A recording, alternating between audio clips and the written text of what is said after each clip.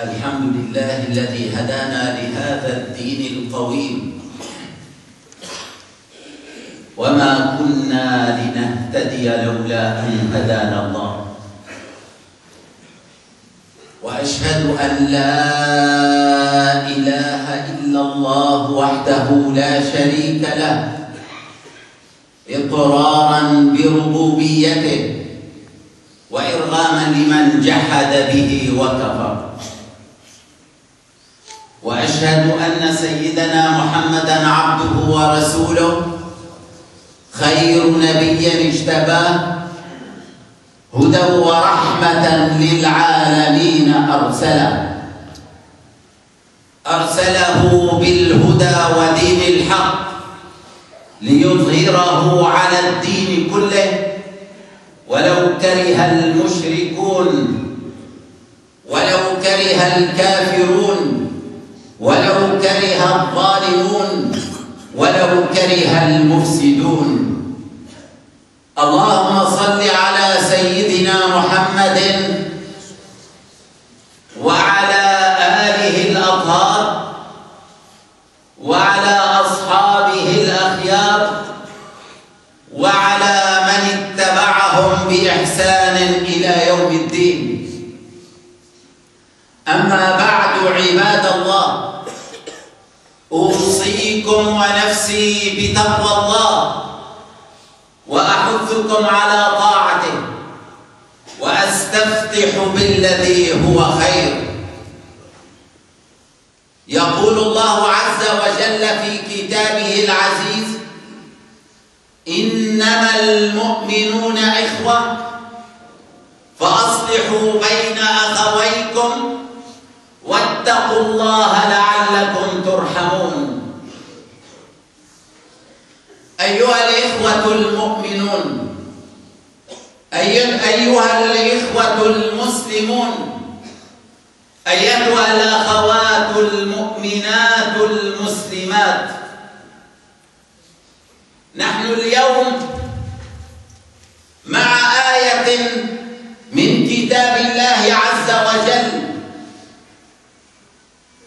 نحن اليوم مع آية من أعظم الآيات التي أنزلت على قلب سيد المرسلين محمد صلى الله عليه وسلم.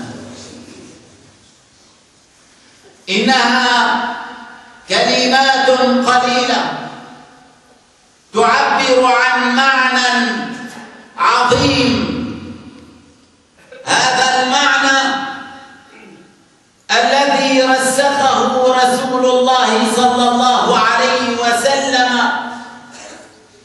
في مجتمع كان لا يعرف من الإخاء إلا رسما، ولا من الأخوة إلا صورتها وهيكلها وشكلها. لقد كان صلى الله عليه وسلم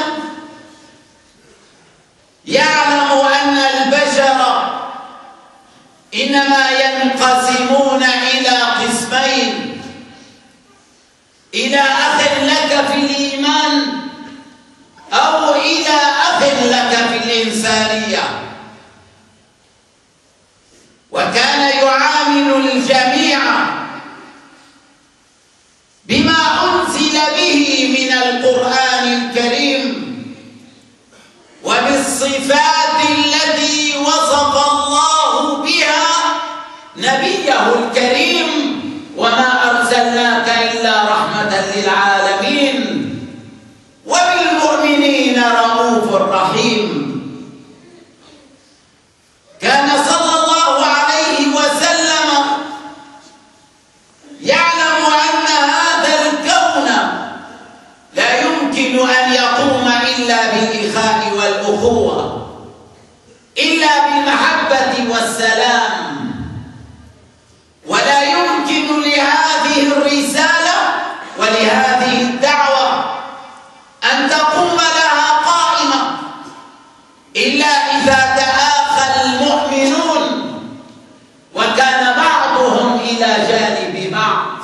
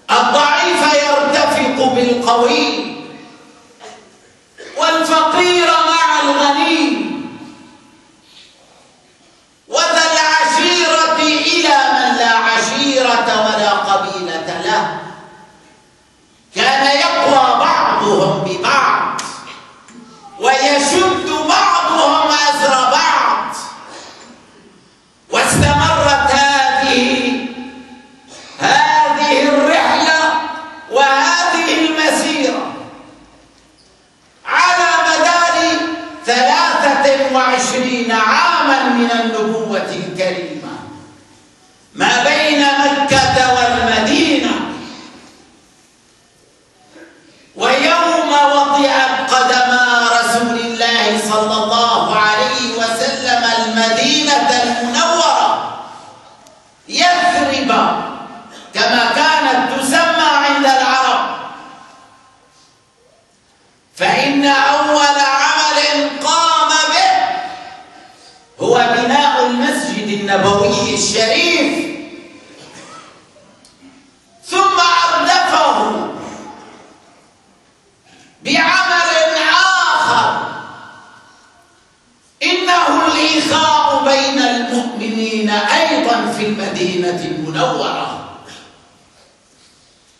رفع بنيان هذا المسجد النبوي الشريف في المدينة المنورة، جمع المؤمنين فيه، التقى هؤلاء الإخوة على الأخوة في الله والمحبة في الله والمحبة لرسول الله صلى الله عليه وسلم والمحبة للإنسانية والبشر جميعا. التقى المؤمنون على هذا الإخاء، فكان صلى الله عليه وسلم يقول فلان أخ لفلان وفلان أخ لفلان وفلان أخ لفلان. ما كان يفرق رسول الله صلى الله عليه وسلم بينهم بحسب ولا نسب ولا بمال ولا جاه ولا بعشيرة وقبيلة، كلهم إخوة في الله مؤمنون. ونزلت الآية الكريمة لتؤكد هذا المعنى في سورة الحجرات، سورة الآداب والأخلاق، لتؤكد معنى الإخاء ولتحصره ولتجعله في إطار المؤمنين. إنما المؤمنون إخوة، إنما أداة حصر حصرت الأخوة في المؤمنين في هذه الآية الكريمة، وحصرت المؤمنين الصادقين حقا في بوتقة الأخوة. إنما المؤمنون إخوة، إنما أداة حصر. المؤمنون مبتدأ وإخوة خبر، وهذا الخبر يدل على هذا المبتدأ، وهذا المبتدأ لا يمكن أن يكون مبتدأ بدون الخبر أي بدون الأخوة. وبمعنى آخر لا يمكن أن يكون الإخوة إخوة إلا إذا كانوا مؤمنين، ولا يمكن أن يكون المؤمنون إخوة إلا إذا كانوا مؤمنين. فالإيمان يقود إلى الأخوة، والأخوة هي نتيجة وثمرة من ثمار الإيمان عند المؤمنين. وفي اللغة العربية أيها الإخوة، في اللغة العربية يقول علماء اللغة، علماء النحو والإعراب، بأن لفظ أخ والذي يتكون من حرفين اثنين، صحيح بأن لفظ أخ يتكون من حرفين اثنين، إلا أن فيه من المعاني التي لا حدود لها. لفظ أخ في الإعراب اسم فعل بمعنى أتألم أتوجع. ما معنى أخ؟ أتألم أتوجع. إذن كل مؤمن لا بد أن يكون أخا، وكل أخ لا بد أن يتألم لوجع أخيه ولألم أخيه. لا يمكن أن يكون المؤمن مؤمنا ولا يمكن أن يكون أخا إلا إذا تألم لأخيه المؤمن وتوجع لأخيه المؤمن.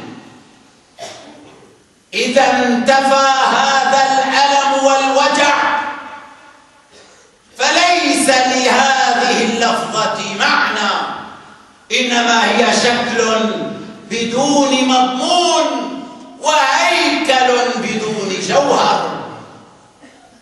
إنما المؤمنون إخوة يتألم بعضهم لألم بعض. وهنا أقول أيها الإخوة، لو أن أحدنا وضع أمامه لفظ أخ كما يجعل نفسه أمام المرآة ليرى هندامه وليعرف شكله ولينظر إلى هيئته، لو أن أحدنا وضع لفظ أخ أمامه فهل يرى في نفسه معنى هذه الأخوة؟ وبعبارة أخرى، هل يتألم أحدنا لألم أخيه المؤمن سواء أكان قريبا أم بعيدا، ذا صلة بالرحم أو ذا صلة بالإيمان والإسلام؟ هل يتألم؟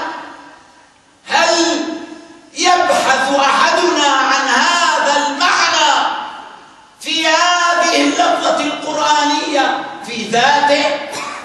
هل يترجمها إلى واقع عملي نحو جاره، نحو صديقه، نحو أبيه وأمه، نحو أخيه وأخته، نحو أصدقائي وأصحابي، نحو من يدخل وإياهم إلى بيت الله لصلاة الجمعة وخطبة الجمعة وللصلوات الخمس؟ هل يشعر أن هذا المعنى في ذاته؟ إن رسول الله صلى الله عليه وسلم كان يقف في الناس بين هؤلاء المؤمنين من الصحابة الكرام ويقول: يا أيها الناس، من كان عنده فضل ظهر فليعد به على من لا ظهر له. أي من كانت عنده دابتان، فرسان، جملان، يستخدم أحدهما ولا يستخدم الآخر فليعطه لأخيه الذي لا يملك. من كان عنده فضل ظهر فليعد به على من لا ظهر له، ومن كان عنده فضل زاد فليعد به على من لا زاد له، ومن كان عنده فضل ثوب فليعد به على من لا ثوب له. ليترجم رسول الله صلى الله عليه وسلم بهذه الكلمات معنى الإخاء بين المؤمنين، معنى الإخاء بين المسلمين. أوليس رسول الله صلى الله عليه وسلم هو الذي يقول في حديث نحفظه جميعا: لا يؤمن أحدكم حتى يحب لأخيه ما يحب لنفسه. إذا كنت يا أخي تحب لنفسك أن تعيش حرا، فهل تفكر أن يعيش غيرك من المؤمنين أحرارا؟ إذا كنت تريد تفكر أن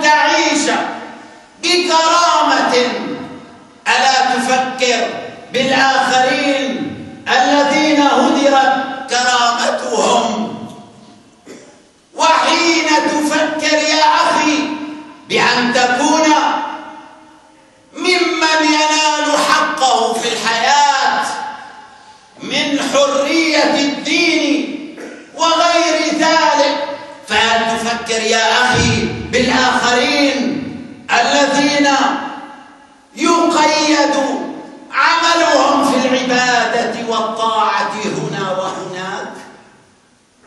أيها الإخوة المؤمنون، أيها الإخوة المسلمون،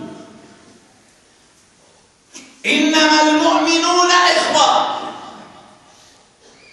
آية عظيمة قال رسول الله صلى الله عليه وسلم من خلالها يوما: أيها الناس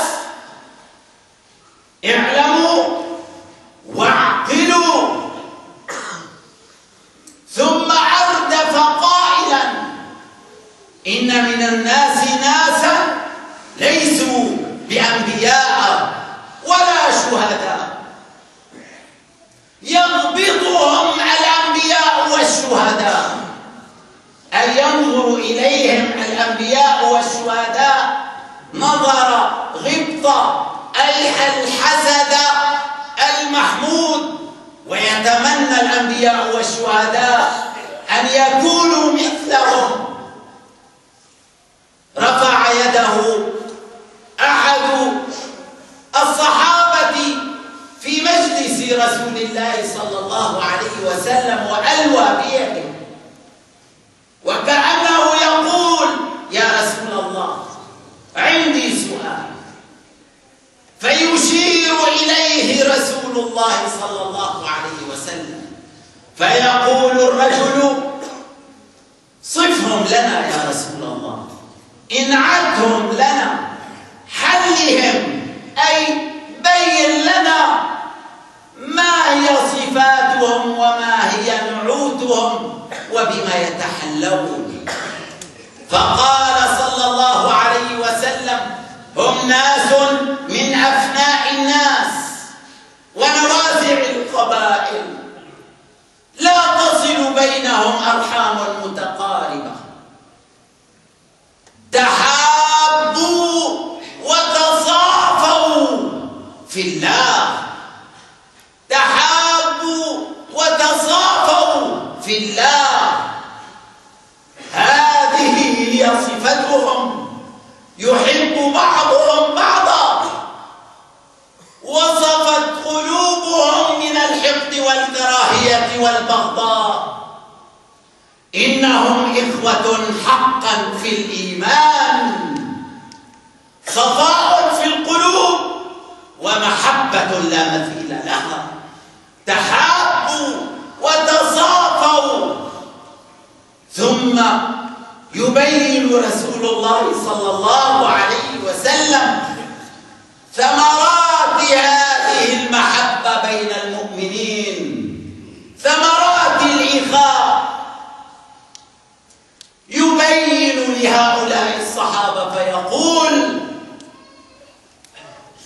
يضع الله يوم القيامة لهم منابر من نور، ليست منابر من خشب كما أقف عليها، وإنما يجعل الله لهؤلاء الإخوة المؤمنين الذين تحابوا في الله وتصافوا، صفاء في القلوب، يجعل لهم منابر من نور يجلسون عليها يوم القيامة أمام الأشهاد، على مرأى وعلى مسمع من الناس يوم القيامة، يوم يفر المرء من أخيه وأمه وأبيه وصاحبته وبنيه، لكل امرئ منهم يومئذ شأن يغنيه. وترى الناس سكارى وما هم بسكارى ولكن عذاب الله شديد. يومها يجعل الله لهؤلاء الذين تحابوا في الله وتصافوا من الإخوة المؤمنين منابر من نور يجلسون عليها أمام الأشهاد،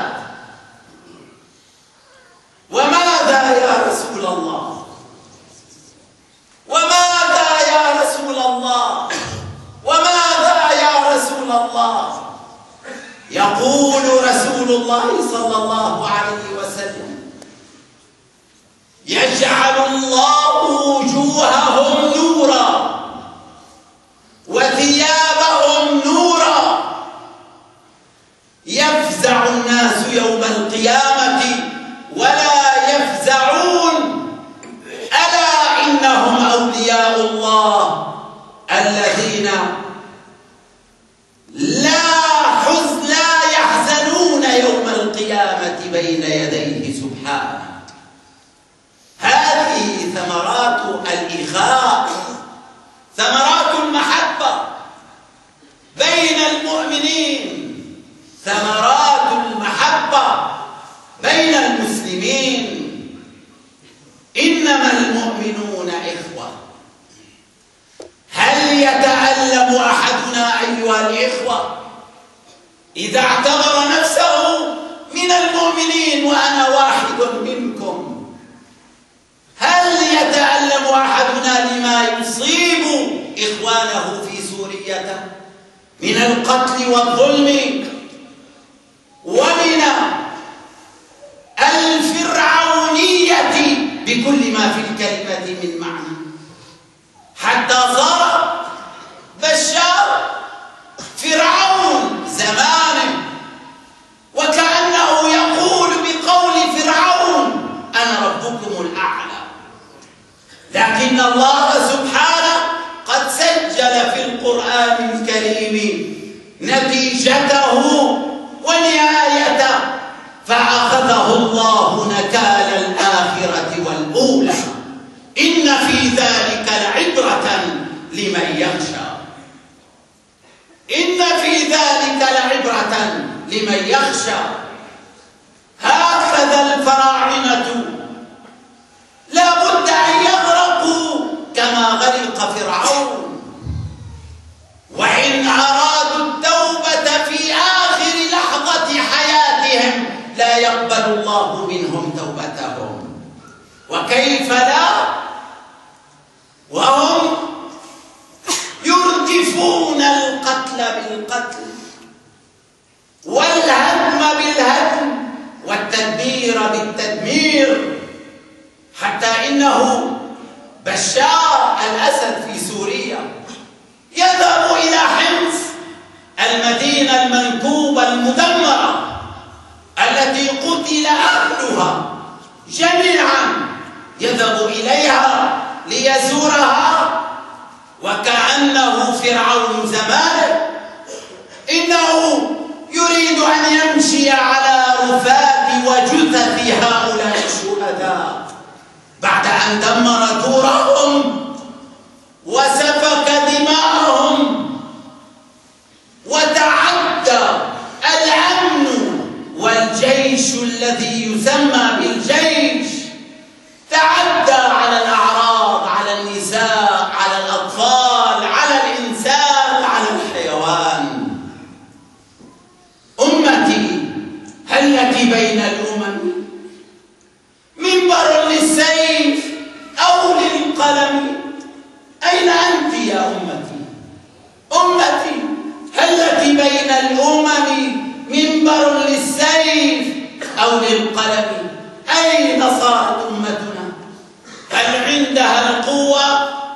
السيف دليل القوة. هل عندها القوة أم عندها العلم؟ والقلم دليل العلم. أمتي هل لك بين الأمم منبر للسيف أو للقلم؟ أتلقاك وطرفي مطرق خجلا من أمسك المنصرم. رب ومعتصما انطلقت من أفواه البنات اليتم، لامست أسماعهم لكنها لم تلامس نخوة المعتصم. المعتصم الخليفة العباسي حين سمع أن امرأة مسلمة مؤمنة هدرت كرامتها في ديار الروم يوم ذاك، فحمل حملته، لقد لامست كلمتها حين صرخت ومعتصما، فجاءها فنصرها على من تعدى عليها وظلمها. أين المعتصم من العرب اليوم؟ بالأمس، يوم أمس، انتهى مؤتمر القمة العربية، فبماذا انتهى؟ إنه أعطى مهلة للجزار، للقاتل، للمجرم مرة أخرى، إلا القليل من هؤلاء الذين كانوا وفي مقدمتهم رئيس تونس قال كلمته وقال الحق، وغيره يحتاج إلى أن يقول الحق. اجتمعوا في قاعة لا مثيل لها، وأنفقت عليهم الأموال، وتصدروا المجالس على كراسيهم، ثم بعد ذلك انفضوا وكأن شيئا لم يكن، لأن صرخة هؤلاء الثوار لامست أسماعهم لكنها لم تلامس قلوبهم. لقد أسمعت لو ناديت حيا، ولكن لا حياة لمن تنادي.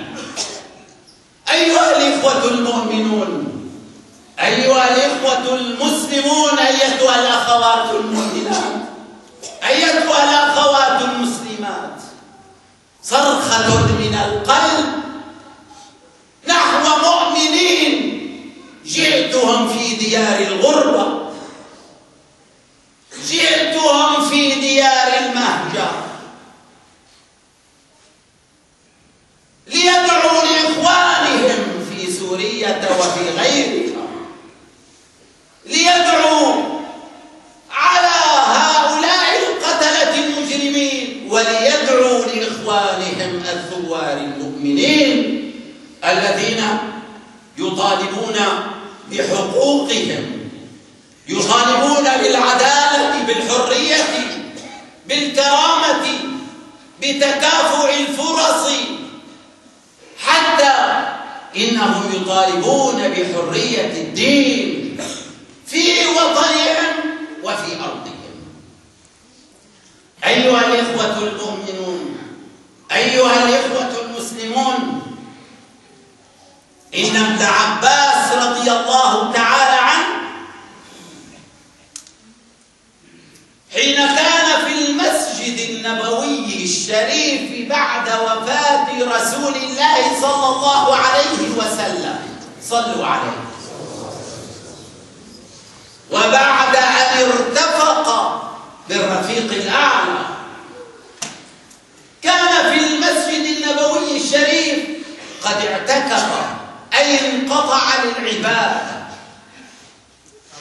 دخل رجل إلى المسجد النبوي الشريف ورأى ابن عباس في وجهه شيئا من الكآبة والحزن والألم. سأله: ما بك يا أخي؟ قال له عن همه وعما أصابه. فماذا فعل ابن عباس رضي الله تعالى عنه؟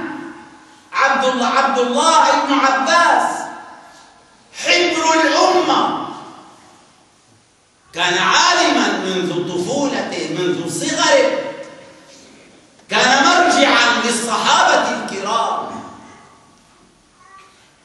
اعتكف في المسجد، انقطع في المسجد للعبادة، إذا به يذهب ويمسك بنعله ويريد الخروج، فيقول له الرجل: يا هذا، إنك معتكف في بيت الله وفي المسجد النبوي الشريف. فقال له ابن عباس رضي الله تعالى عنه، لأنه يريد أن ليقضي له حاجته ويذهب عنه كربه وألمه وحزنه وما أصابه. خرج ابن عباس رضي الله تعالى عنه وهو يقول للرجل: والله لقد سمعت صاحب هذا القبر، وأشار إلى قبر رسول الله صلى الله عليه وسلم في مسجده النبوي الشريف، ودمعت عيناه، ذرفت عيناه الدموع، وهو يقول للرجل: والله لقد سمعت رسول الله صلى الله عليه وسلم ويشير إلى قبره الشريف يقول: من خرج في حاجة أخيه حتى بلغها خير له من اعتكاف 10 سنين في مسجدي هذا. لأن تفرج عن أخيك، لأن تدخل السرور إلى قلب أخيك، لأن تعين أخاك، لأن تنصر أخاك، خير من اعتكاف 10 سنين في مسجد رسول الله صلى الله عليه وسلم. هذا ما جاء به الصادق الأمين محمد صلى الله عليه وسلم. صلوا عليه. أيها الإخوة المؤمنون، هل المسلمون في قضاء حوائج بعضهم بعضا؟ هل المسلمون يتألم بعضهم لألم بعض؟ هل المسلمون والمؤمنون يتوجع بعضهم لوجع البعض؟ أين مشاعرنا أيها الإخوة؟ أين أخوتنا؟ أين إيماننا؟ لا إيمان لمن لا عهد له، لا إيمان لمن لا عهد له، لا إيمان لمن لا عهد له. أما عاهدنا الله سبحانه وتعالى أن نعبده؟ ومن عاهد الله على أن يعبده أما يكون قد عاهده على طاعته؟ أما يقول الله سبحانه وتعالى في القرآن الكريم: إنما المؤمنون إخوة؟ أما يقول سبحانه وتعالى: وأنفقوا في سبيل الله؟ مثل الذين ينفقون أموالهم في سبيل الله كمثل حبة أنبتت 7 سنابل في كل سنبلة 100 حبة والله يضاعف لمن يشاء. والله يضاعف لمن يشاء. والله يضاعف لمن يشاء. أيها الإخوة المؤمنون، اليوم حياة وغدا موت. اليوم غنى بالمال وغدا فقر ليس بعده فقر في قبر وفي حفرة لا تزيد عن 2 متر طولا وعن نصف متر عرضا.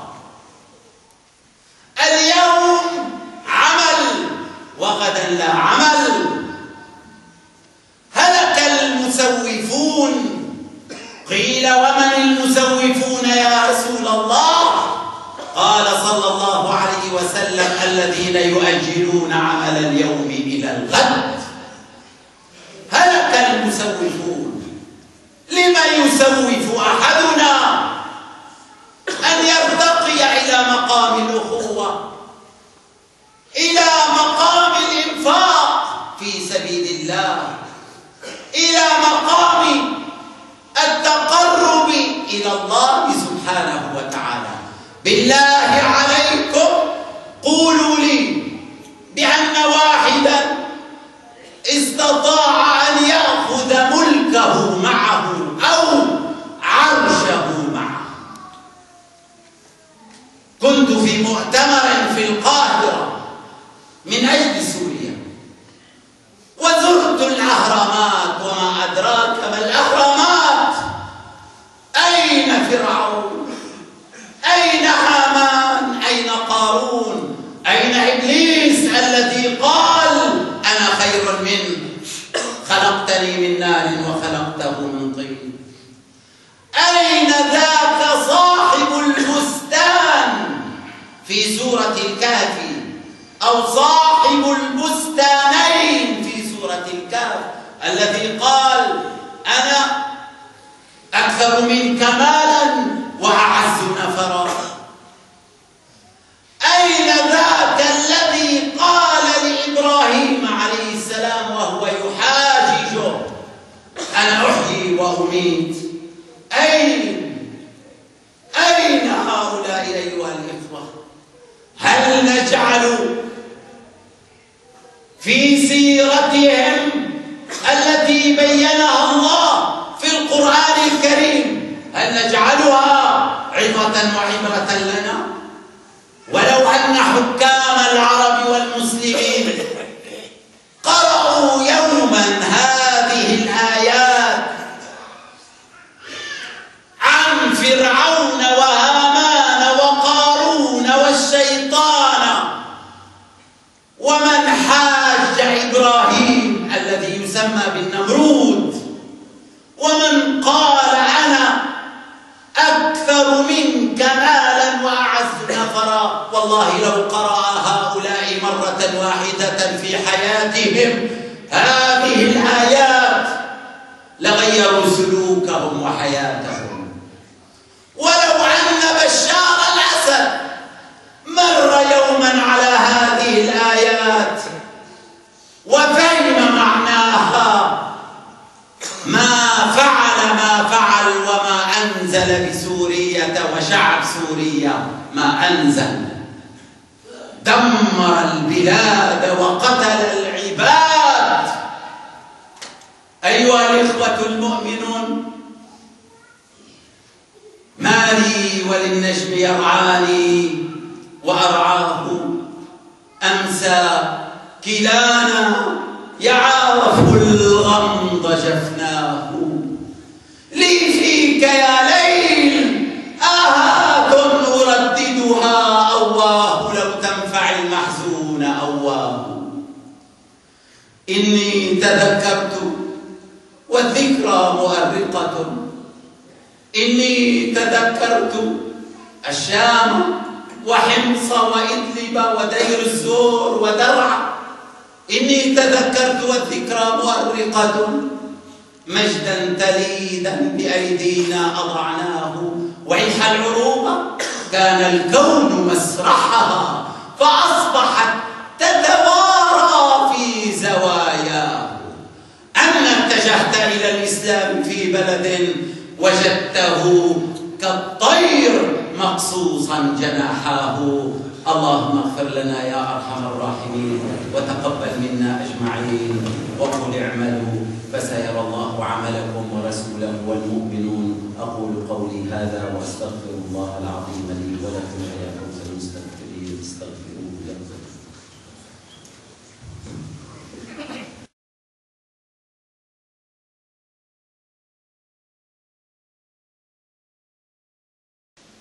الحمد لله ثم الحمد لله،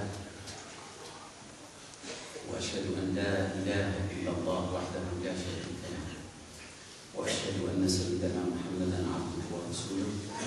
اللهم صل على سيدنا محمد وعلى آل سيدنا محمد كما صليت على سيدنا إبراهيم وعلى آل سيدنا إبراهيم، وبارك على سيدنا محمد وعلى آل سيدنا محمد كما باركت على سيدنا إبراهيم وعلى آل سيدنا إبراهيم في العالمين إنك حميد مجيد.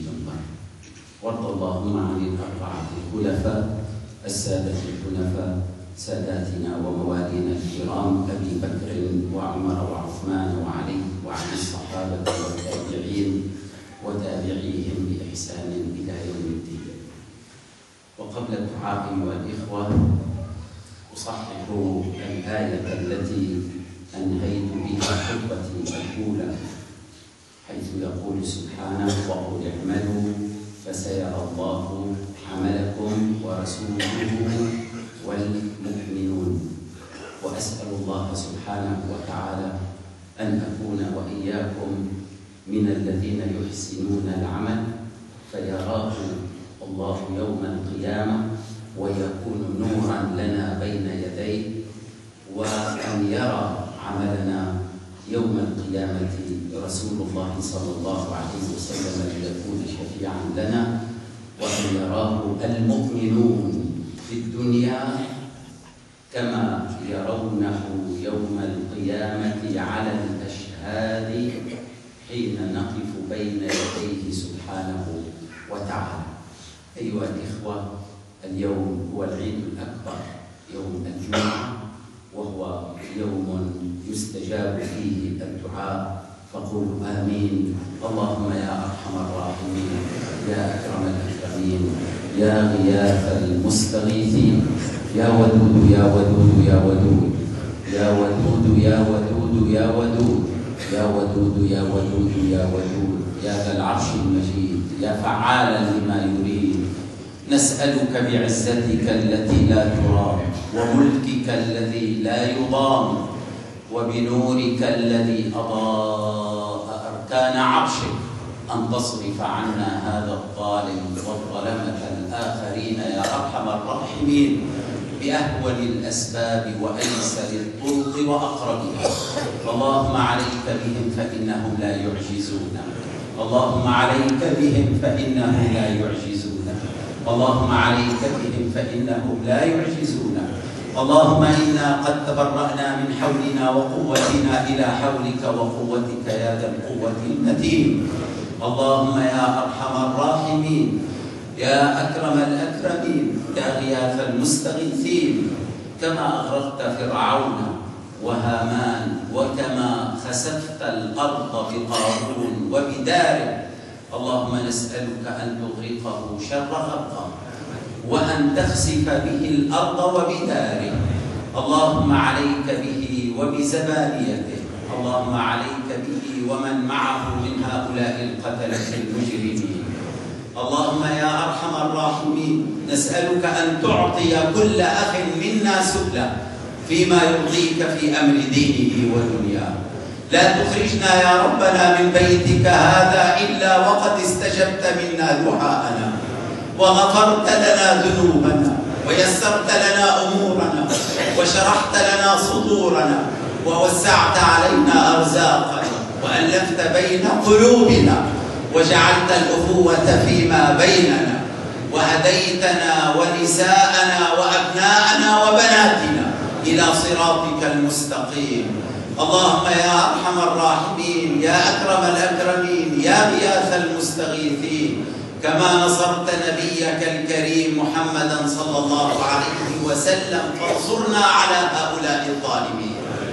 اللهم يا أرحم الراحمين، إنا قد تبرأنا من حولنا وقوتنا في هذه الساعة المباركة، ولجأنا إليك يا أكرم الأكرمين، ونحن الضعفاء، ونحن الفقراء، ونحن الأذلاء. أغننا بحلالك عن حرامك، أغننا بحلالك عن حرامك، وبطاعتك عن معصيتك، وبفضلك عمن سواك. انصرنا على أهوائنا وشهواتنا، وانصرنا على أعدائنا وأعدائك يا أرحم الراحمين. واجعل الأمن والأمان في بلاد العرب والمسلمين، وفي بلاد البشر جميعا. اللهم اجعل هذه الديار ديارا آمنة للمهاجرين. اللهم يا أرحم الراحمين، نسألك أن تجعل الأمن والأمان والسلام فيها وفينا إلى يوم الدين. ربنا اغفر لنا ولوالدينا ولمن علمنا ولمن له حق علينا. سبحان ربك رب العزة عما يصفون، وسلام على المرسلين، والحمد لله رب العالمين. عباد الله، اتقوا الله حق تقاته، ولا تموتن إلا وأنتم مسلمون. إن الله يأمر بالعدل والإحسان وإيتاء ذي القربى، وينهى عن الفحشاء والمنكر والبغي، يعظكم لعلكم تذكرون. أقم الصلاة.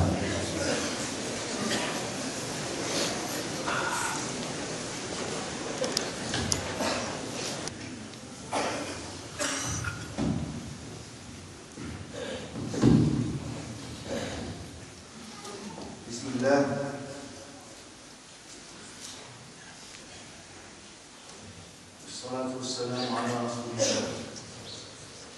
Louange à Allah qui nous a guidés vers cette religion complète. Et je témoigne qu'il n'y a de Dieu qu'Allah. Et je témoigne que notre maître Mohammed est son messager de l'Église. Ô Allah, nous implorons tes prières et salutations pour notre maître Mohammed, pour les siens et ses compagnons. Serviteurs d'Allah, je vous recommande, comme à moi-même, de craindre Allah et de l'obéir. Allah a dit que les musulmans sont frères. Méditons cette citation. Le prophète est arrivé dans une société où la fraternité n'avait pas de sens. Et il a, sallallahu alayhi wa sallam, il savait que le monde ne peut tenir que par la fraternité. Les croyants sont frères, car le prophète sallallahu alayhi wa sallam n'a cessé de semer la fraternité entre les musulmans. Il a concilié le riche et le pauvre, le fort et le faible, et ce pendant 23 ans. Le jour où le prophète sallallahu alayhi wa sallam est arrivé à Médine, il a fait deux choses. La première, il a construit la grande mosquée de Médine.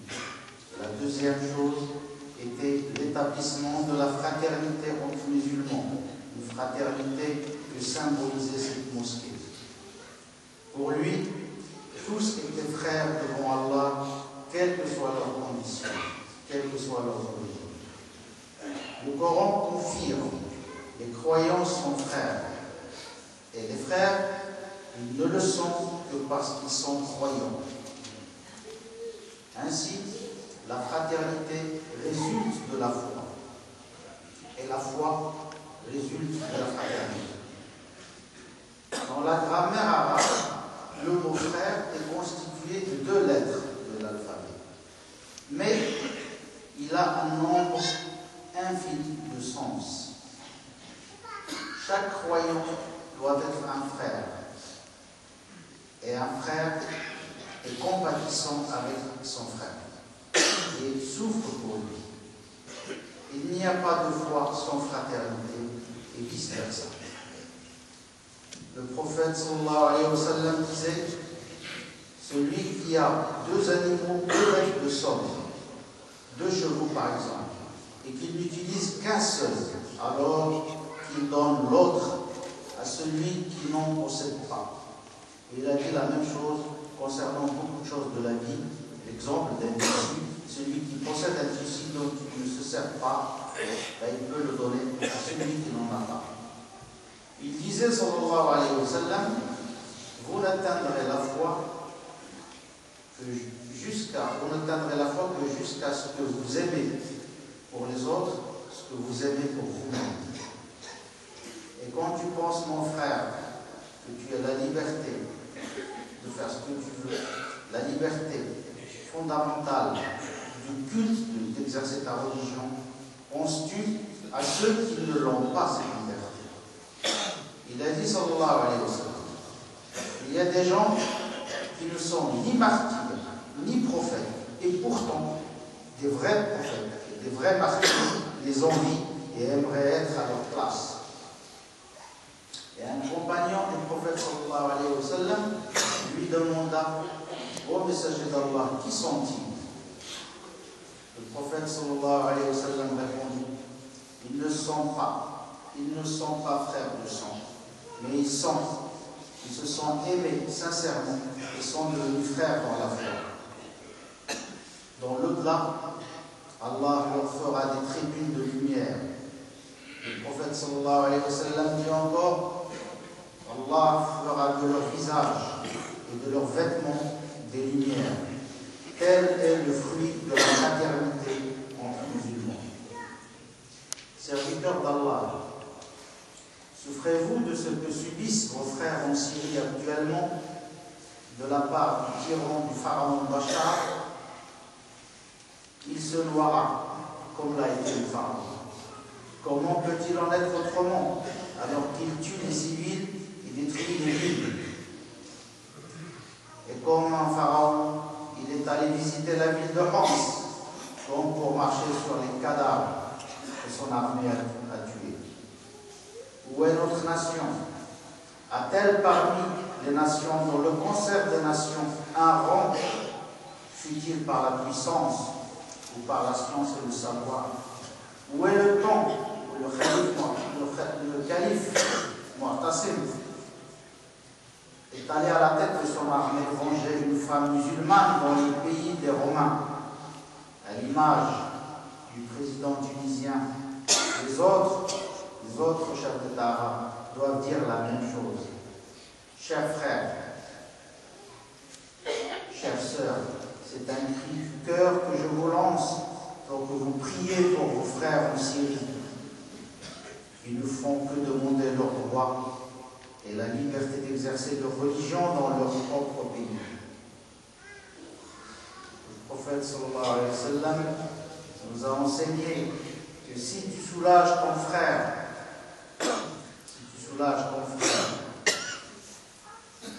d'un problème ici-bas, cela vaut pour toi plus que 10 ans de prière dans la mosquée du prophète sallallahu alayhi wa sallam. Chers frères, où est notre fraternité? Où est notre pacte avec Allah?